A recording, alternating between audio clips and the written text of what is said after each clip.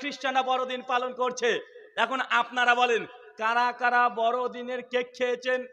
আল্লাহি হাত তোলেন তো দেখি। কে কে খেয়েছেন বলেন? কেউ খাননি? কেউ খাননি? চাচা এটাকে ঠিক বলছে, কেউ খায়নি? হ্যাঁ, একজনে খাননি তো?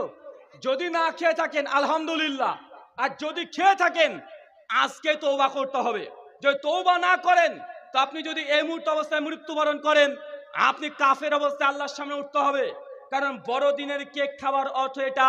শেখ সালেহ আল উসাইমিন রাহিমাহুল্লাহ বলছেন, কেউ বড়দিনের কেক খাওয়া মানে সে জিজাস ক্রাইস্ট, খ্রিস্টানদের বিশ্বাস ইনি নাকি আল্লাহর সন্তান। এখন বলেন তো আল্লাহর কি সন্তান হয়? বলে নাউজুবিল্লাহ মিন জালিক। তো আপনি যদি বড়দিনের কেক খাচ্ছেন তার অর্থ কি?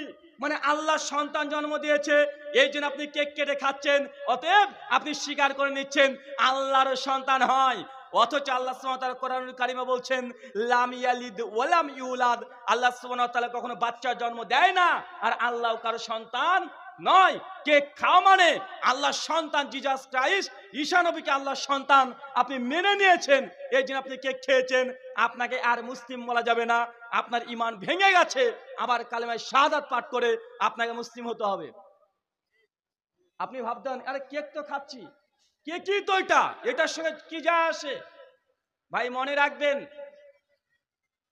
দোকানে আম বিক্রি হয়, দোকানে পেয়ারা বিক্রি হয়, দোকানে অনেক রকমের কলা বিক্রি হয়, দোকান থেকে কিনে এসে খাবেন, কোনো সমস্যা নেই, খাওয়াটা জায়েজ। কিন্তু এই কলা, এই আম, এই জাম যখন কালী পূজার ওই বেদিতে উঠে গেছে, আর অমনি বলে দিয়েছে দুর্গা পূজার সামনে ইয়া দেবী সর্বভূতেষু